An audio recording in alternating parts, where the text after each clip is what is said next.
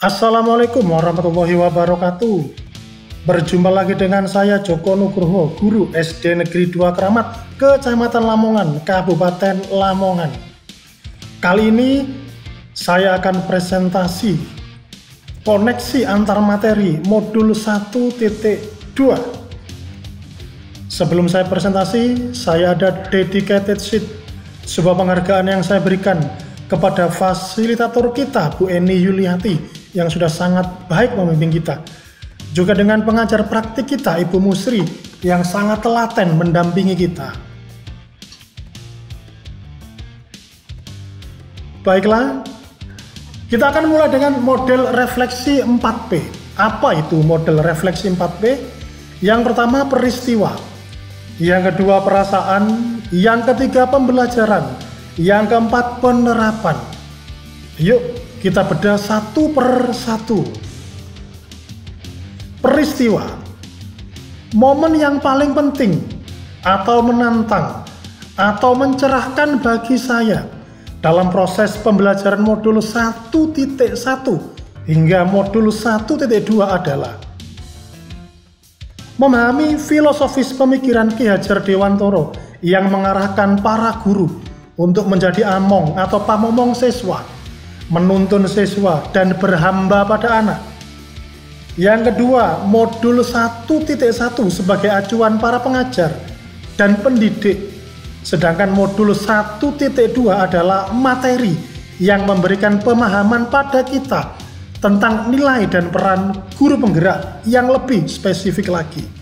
Dan yang ketiga, muaranya adalah mengantarkan anak memperoleh keselamatan dan kebahagiaan yang hakiki sebagai manusia seutuhnya maupun sebagai manusia sosial di lingkungannya. Apa sih kaitan modul 1.1 dan modul 1.2?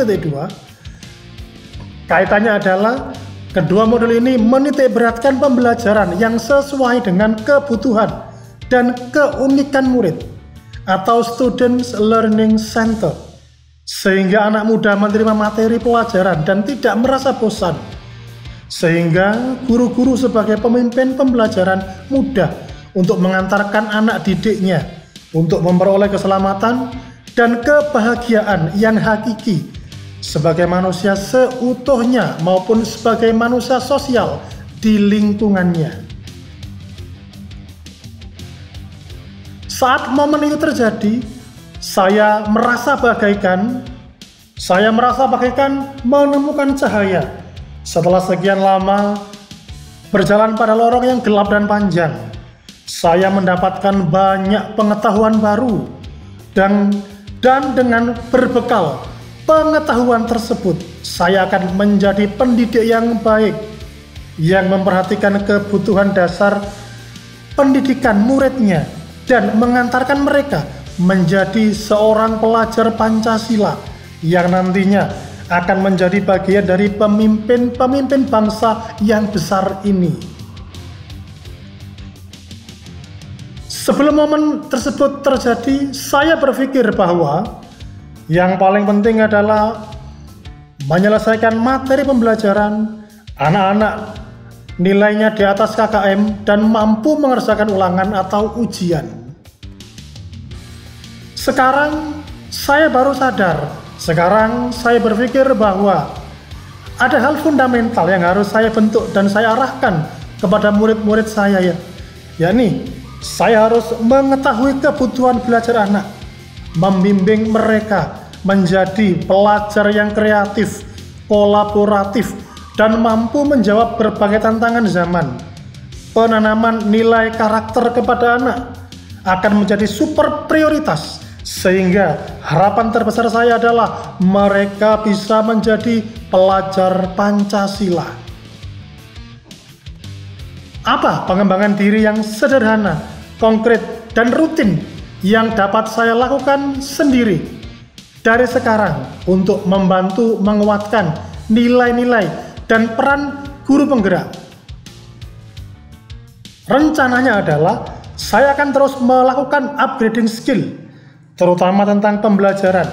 Mungkin saya bisa belajar mandiri dengan menggunakan AI atau mengikuti serangkaian pelatihan, seminar, atau workshop. Berbekal dengan pengetahuan tersebut, saya akan sekreatif mungkin dalam mengajar, menempatkan anak-anak menjadi subjek pembelajaran, menyesuaikan pembelajaran sesuai dengan potret alam dan zaman, serta menuntun mereka agar selamat jiwa dan raganya. Terima kasih, semoga bermanfaat. Sampai jumpa di modul-modul berikutnya. Assalamualaikum warahmatullahi wabarakatuh.